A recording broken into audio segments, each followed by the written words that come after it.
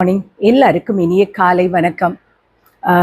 இன்னைக்கு நம்ம பேச போகிறது என்ன, எப்பவும் சொல்கிற மாதிரி இது வந்து சோஷியல் மீடியா இல்லை அல்காரிதம் அந்த மாதிரி விஷயம்லாம் கிடையாது. இன்னைக்கு நம்ம சொசைட்டியில் நடக்கிற ஒரு விசித்திரமான ஆனால் ஒரு செம ஃபன்னான ஒரு மைண்ட் செட்டை பற்றி தான் நம்ம பேச போகிறோம். வீடியோவோட ஸ்டார்டிங்லேருந்து முடிவு வரைக்கும் நீங்கள் கரெக்டாக கவனித்து கேளுங்க. உங்களுக்கு கண்டிப்பாக ஒரு இன்ட்ரெஸ்டிங்காகவும் இருக்கும், அட் த சேம் டைம் உங்களை அதை யோசிக்கவும் வைக்கும். சரி, வழக்கம் போல் யாருமே கேட்டிராது அப்படி சொன்னாதான் உங்களுக்கெல்லாம் ஒரு இன்ட்ரெஸ்ட் வரும். ஒரு வெறித்தனமான கதையோடு இப்போ நான் உங்களுக்கு ஆரம்பிக்க போகிறேன். ஒரு ஊரில் ஒரு மளிகை கடைக்காரர் இருந்தாராம். அவருடைய கடையில் பார்த்தீங்கன்னா எலியோட தொல்லை ரொம்ப அதிகமாக இருந்துச்சான். உடனே அவர் என்ன பண்ணாரா, அதுக்குள்ளே ஒரு எலி பொரியை வாங்கி அதுக்குள்ளே ஒரு நல்ல வாசனையான ஒரு தேங்காய் துண்டை வச்சு அந்த கடைக்குள்ளே வச்சுட்டாராம். இந்த மாதிரி நம்ம வீட்டில் கூட அந்த சின்னதில் பார்த்துருப்போம் இல்லையா, எலி பொரியெல்லாம் வந்துச்சு. இப்போ நிறையா புக்கு மாதிரி அப்புறம் அந்த கேக் மாதிரிலாம் வந்துருச்சு. ஆனால் அவர் வந்து அந்த தேங்காய் துண்டை அதுக்குள்ளே வச்சு அந்த எலி பொரிக்குள்ளே வச்சுட்டாரு. அழகாக அதை அந்த கடைக்கு நடுவில் அவர் அதை வச்சுட்டாரு. ஸோ நமக்கு தெரியும் இல்லையா, என்ன ஆகும், எலி வந்து அதுக்குள்ளே மாட்டிக்கும், அதை வந்து செத்து போயிடும், அடுத்த நாள் நம்ம கொண்டு வரும். இதுதான் நடந்தது அவரும். அப்போது அந்த வீட்டில் இருக்கிற அந்த ஒரு குட்டி எலி வந்து வெளியே வந்துச்சான். அது அந்த தேங்காய் வாசனையை பார்த்ததும் அதுக்கு எப்படியாவது அதை போய் சாப்பிட்ணுன்னு அந்த டெம்ப்டிங்காக இருந்துச்சு. நம்ம கூட சில சமயம் அப்படிதான், ஒரு சில விஷயங்கள் நமக்கு வந்து டெம்ப்ட் ஆகும். அந்த மாதிரி இது டெம்ப்ட் ஆகிடுச்சான். அந்த ஒரு சில விஷயங்கள்னால் என்ன சொல்லுவோம், அந்த புகழ், ஆடம்பரம், பெருமை, இந்த மாதிரி விஷயங்கள்லாம் நம்மளுடைய டெம்ப்ட் ஆகும். ஆனால் அதோடைய கான்சிக்வன்சஸ் என்னன்னே யோசிக்காமல் பட்டுன்னு எதையாவது நம்ம ஒரு முடிவு எடுத்துடுறோம் இல்லையா, அதே மாதிரி தான் இந்த எலியும் செய்கிறதுக்கு ட்ரை பண்ணிச்சான். அப்போது அங்கே ஒரு வயசான ஒரு எலி வந்து அந்த குட்டி எலியை தடுத்து நிறுத்திட்டு கேட்டுச்சான், ஏ குட்டி, அவசரப்படாத, கொஞ்சம் யோசிச்சு பாரு. இந்த வீட்டுக்காரன் நமக்கு சொந்தக்காரன் கிடையாது, நமக்கு சாப்பாடு போட்டு வளர்க்கணும்ட்டு. ஏன்னா ஒரு கஷ்டப்பட்டு தேங்காவை உடச்சி கொண்டு வந்து ஒரு இரும்பு கூட்டுக்குள்ளே வச்சிருக்கானா நமக்கு அன்போடு கொடுக்கறதுக்கு அவன் நம்ம என்ன வல்லலா? நீ இதுக்கு பின்னாடி ஏதோ ஒரு பெரிய விஷயம் இருக்கு, நீ கவனமா இரு அப்படின்னு அந்த எலியை வந்து எச்சரிச்சான். நம்ம வாழ்க்கையில் கூட நிறைய பேர் வந்து நமக்கு நிறைய விஷயங்களை எச்சரிப்பாங்க, ஆனால் நம்ம அதெல்லாம் கேட்கவே மாட்டோம். இந்த காதில் வாங்கி இதை விட்டுட்டு நமக்கு என்ன தோணுதோ அதை தான் நம்ம செய்வோம் இல்லையா. அதே மாதிரி தான் இந்த எலியும் செஞ்சு என்ன ஆயிடுச்சு, அந்த இந்த பெருசுக்கு எப்போ பார்த்தாலும் இதே வேலை தான், சும்மா கிடக்கிற தேங்காவை சாப்பிட விடாமல் தடுக்குது. அப்படி நம்ம வீட்டில் கூட யாராவது நமக்கு அட்வைஸ் பண்ணாமல் சொல்லல, சும்மா பூமர் மாதிரி பேசுகிறாங்கன்னு, அந்த மாதிரி அந்த வயசான எலியை இது தள்ளிட்டு ஓடி போய் அந்த எலியை கடிக்குது. டபார்னு அந்த பொறி மூடிடுது. அடுத்த நாள் என்ன நடக்கும்ன்றது உங்களுக்கு தெரியுமில்ல. ஸோ நம்ம அதை பற்றி பேச வேண்டாம், முடிஞ்சு போச்சு. இப்போ என்ன விஷயம்னா, இந்த எலிக்கு தேங்காய் மேலே ஆசை கிடையாது, இலவசமாக கிடைக்குது, அதாவது ஃப்ரீயாக கிடைக்குது அந்த தேங்காய், அதுதான் அது மேலே ஆசை. இன்னைக்கு நம்ம சொசைட்டியில் 95% வச்சுக்கலாம், அவங்க இந்த குட்டி எலி மாதிரி தான். ஃப்ரீயாக ஒரு பொருள் கிடைக்குது, இல்லை ரொம்ப கஷ்டப்படாமல் ஒரு குறுக்கு வழியில் ஒரு விஷயம் கிடைக்குதுனாலும் யோசிக்காமல் போயிட்டு நம்ம அதுக்குள்ளே விழுந்துடும். வீடியோவை ஸ்கிப் பண்ணாமல் கடைசி வரையும் பாருங்களேன். நம்மளும் நம்முடைய தினசரி வாழ்க்கையில் இந்த மாதிரி தவறுகள், இந்த எலிப்பொறி மாதிரியான விஷயங்களில் மாட்டிக்கிட்டு நம்ம எப்படி தவிக்கிறோன்றதை பார்க்குறோம். அதை இன்னைக்கு எப்படி பிரேக் பண்ணலான்னு யோசிப்போம். சரி, நம்ம ரியல் லைஃப்பில் பார்த்தீங்கன்னா ஃப்ரீ அப்படின்னு ஒரு வார்த்தையை பார்த்தோம்னா நம்ம ஊரில் எல்லாரும் எப்படி ரியாக்ட் பண்ணுவாங்கன்னு ஒரு எக்ஸாம்பிள் மார்க்கெட்டு சொல்லட்டுமா. சூப்பர் மார்க்கெட்டில் ஒரு ஆஃபர் இருக்கும். கடைக்கு போயிட்டு, அதாவது ஏதோ நமக்கு வேண்டியது ஒரே ஒரு சோப்பு தான், அங்கே ஒரு ஆஃபர் போட்டிருப்பான், 1 வாங்கினா 1 இலவசம், இல்லைனா 2 வாங்கினா 1 இலவசம்னு போட்டிருப்பான். Buy 1 get 1 free or buy 2 get 1 free. உடனே நம்ம மூளை என்ன யோசிக்கும், ஒரு சோப்பு வாங்கினா இன்னொரு சோப்பு ஃப்ரீயா, 2 வாங்கினா இப்போ இந்த மாதத்துக்கு முள்ள நமக்கு வந்துருமேன்னு சொல்லிட்டு தேவையே இல்லாமல் 5 சோப்பை வாங்கிட்டு வந்து வீட்டில் வச்சிரும். கடைசியாக காசு யாருக்கு லாபம்? அந்த கடைக்காரனுக்கு தான் லாபம் இல்லையா. இன்னைக்கு ஃபோனில் ஏதாவது ஒரு ஆப் இருக்கா, அது ஃப்ரீ டவுன்லோடுன்னு போட்டிருக்கோம், நம்மளும் கடகடன் டவுன்லோட் பண்ணுறோம். ஆனால் நிஜத்தில் அது ஃப்ரீ கிடையாது. நம்மளுடைய கான்டாக்ட்ஸ், நம்மளுடைய ஃபோட்டோஸ், நம்முடைய லொக்கேஷன்ஸ், நம்முடைய பர்சனல் டேட்டா, இது எல்லாரையும் அவங்க திருடி வேறொரு இடங்களுக்கு விற்கிறாங்க. இந்த உலகத்தில் ஒரு பழமொழி இருக்குது, if you are not paying for the product then you are the product. அதாவது என்னன்னா, ஒரு குறிப்பிட்ட பொருளுக்கு நீங்கள் விலை கொடுக்கலன்னா நீங்கள் தாங்க அந்த பொருளுக்குரிய விற்பனைக்குரிய பொருளை ஆயிடுவீங்கன்ட்டு. இதே மைண்ட் செட்டோடு தான் இன்னைக்கு யூத்தும் இருக்காங்க. ரொம்ப ஈஸியாக காசு சம்பாதிக்கணும், ஈஸியாக புகழ் சம்பாதிக்கணும், கஷ்டப்படாமல் முன்னேறும் எப்படின்னு தேடி ஓடிட்டே இருக்காங்க இல்லையா. இந்த free and easy mind set தான் நம்மளை சோம்பேறி ஆக்கிட்டு நம்முடைய வாழ்க்கையில் பல விதமான கஷ்டங்களுக்கு கொண்டு போய் விடுது. சரி, இது எப்படி சொசைட்டிக்குள்ளே கனெக்ட் ஆகுது? நீங்கள் ரோட்டில் போறீங்க, ஒரு விளம்பரம் பார்க்குறீங்க, 1,00,000 நீங்க இன்வெஸ்ட் பண்ணா மாசம் 10,000 ரூபாய் தரேன், உட்கார்ந்த இடத்துல வரும் அப்படின்னு ரொம்ப சாதாரணமா சொல்லுவாங்க. உடனே நம்ம மக்கள் என்ன தெரியுமா பண்ணுவாங்க, கஷ்டப்பட்டு உழைச்ச காசை நகை அதெல்லாம் அடகு வச்சுட்டு ஓடி போய் கடகடன்னு 1,00,000 ரூபாய்க்கு கட்டுவாங்க. ஆனா கொஞ்ச நாள் கழிச்சு அந்த கம்பெனிக்காரன் ஆஃபீஸை மூடிட்டு ஓடி போயிடுவான். அப்புறம் போலீஸ் ஸ்டேஷன் முன்னாடி நின்று அழுவாங்க. இதெல்லாம் நடக்கிற சம்பவம் தானே. யோசிச்சு பாருங்களேன். பேங்க்ல வச்சா கூட 6% இன்ட்ரெஸ்ட் கிடைக்கும்.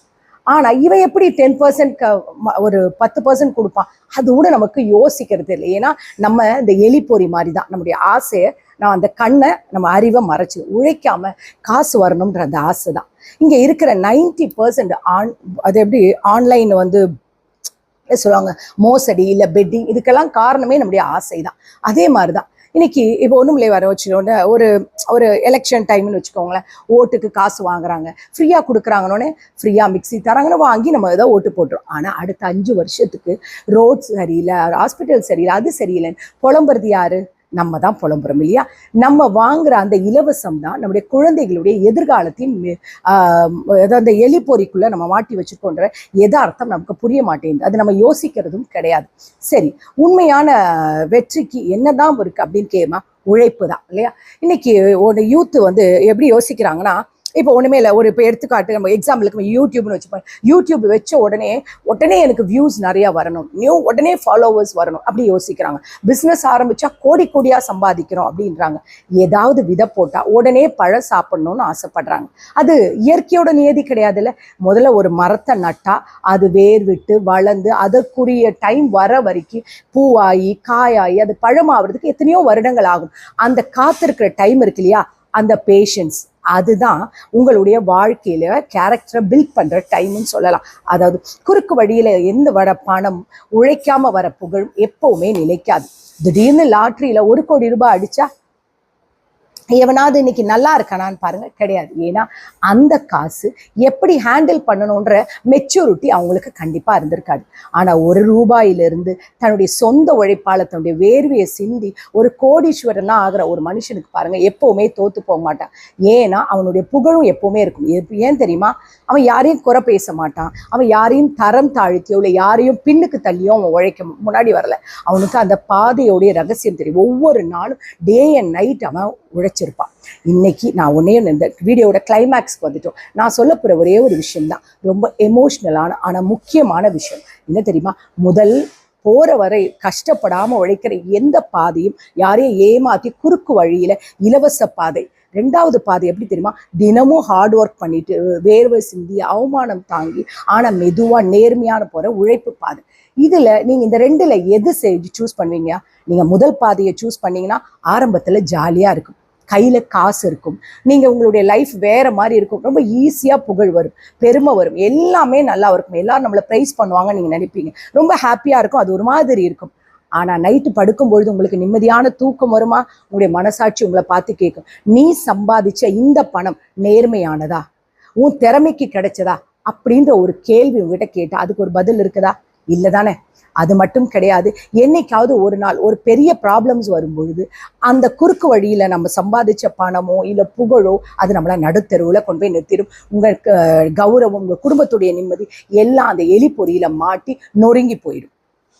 அதே நீங்கள் 2வது பாதையை உங்கள் உழைப்பு மூலம் தேர்ந்தெடுத்தீங்கன்னா ஆரம்பத்தில் ரொம்ப கஷ்டமாக இருக்கும். ஆனால் போக போக உங்களுடைய எதிர்காலம் நல்லா இருக்கும். சம்டைம்ஸ் உங்களை கிண்டல் கூட பண்ணுவாங்க, என்ன இவ்வளோ பழைய பைக்கில் போயிட்டு இருக்கான், என்ன இவன் கூட சேர்ந்தவெல்லாம் இப்படி இருக்கான் அப்படி இருக்கான்னு சொல்லுவாங்க. ஆனால் ஒன்னே ஒன்று மட்டும் ஞாபகம் வச்சுக்கோங்க, நீங்கள் சிந்துற ஒவ்வொரு சொட்டு வேர்வையும், நீங்கள் படுற ஒவ்வொரு அவமானமும் உங்களுடைய எதிர்காலத்துக்குள்ள ஒரு இரும்பு அயனில் உண்டாக்குற ஒரு கேரக்டர் உண்டாக்கும். நீங்கள் ஒரு கஷ்டப்பட்டு ஒரு லெவலுக்கு நிற்கும் பொழுது அந்த சக்ஸஸ் தான் யாராலையுமே அதை திருட முடியாது. அன்னைக்கு நைட்டு நீங்கள் படுத்து தூணியும் வச்சுக்கோங்க, சூப்பராக இருக்கும், எந்த பயமும் கிடையாது, எவனுக்கும் பயப்பட வேண்டாம். ஏன்னா இது நான் ஏன் உழைப்பால் என் நேர்மையால் நான் இந்த புகழை சம்பாதிச்சிருக்கேன், இந்த இடத்துக்கு வந்திருக்கேன்னு ஒரு நிம்மதியோடு தூங்கி யாரையும் பின்னுக்கு தள்ளணுன்ற எண்ணம் உங்களுக்கு இருக்காது.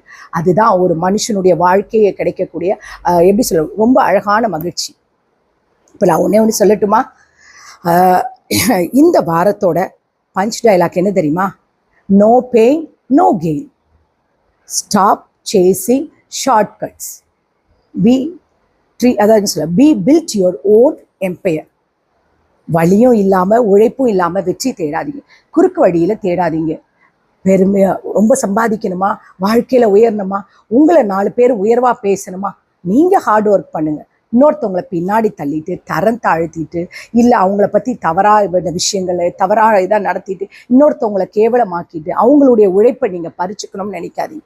உங்கள் உழைப்பால் நீங்கள் உங்கள் திறமையால் நீங்கள் முன்னேறி 4 பேர் நல்லதாக நம்ம பேசணும். உங்கள் உழைப்பு, உங்கள் எதிர்காலம், உங்களுடைய சந்ததிகள் நிம்மதியாக யூஸ் பண்ண நினைங்க. இப்போ இந்த வீடியோ, இந்த வியாழக்கிழமை இது உங்களுக்கு ஏதாவது ஒரு ரியாலிட்டி, உங்களுக்கு இம்பேக்ட் ஏதாவது கொடுத்துருந்தா, இல்லை உங்கள் ஃபேமிலியில் யாராவது இப்படி இருக்காங்கன்னா கண்டிப்பாக அவங்களுக்கு இதை ஷேர் பண்ணுங்கள். உங்களுக்கு கண்டிப்பாக உழைப்போட முக்கியத்துவம் புரிஞ்சிருக்கும்னு நினைக்கிறேன். மறக்காமல் இந்த வீடியோ பிடிச்சிருந்தா லைக் பட்டனை ப்ரெஸ் பண்ணுங்கள். எப்போ பார்த்தாலும் கஷ்டப்படாமல் ஈஸியாக கிடைக்கணும் அப்படின்னு குறுக்கு வழியில் போகிறவங்க யாராவது இருப்பாங்க இல்லையா, அவங்களுக்கு முடிஞ்சால் ஷேர் பண்ணுங்கள். மறக்காமல் நம்ம சேனலை சப்ஸ்கிரைப் பண்ணிக்கோங்க. சந்தோஷமாக இருங்க. என்ன மர்சிமா இந்த இதில் இருக்கேன் பார்க்குறீங்களா, இந்த சீரியல் போகணுன்னு சொன்னேன் இல்லையா, அதுக்கு கிளம்பிட்டு இருக்கேன். ஏன்னா அங்கே போனால் ஒருவேளை அப்லோட் பண்ண முடியாது, ஒய்ஃபை இல்லாமல் இருக்கலாம். ஸோ அதனால இப்போவே நான் இந்த வீடியோவை உங்களுக்கு அப்லோட் பண்ணுறேன். இந்த நாள் உங்களுக்கு இனிய நாளாக இருக்கணும்னு கடவுளை வேண்டிக்கிறேன். Take care, bye, love you all.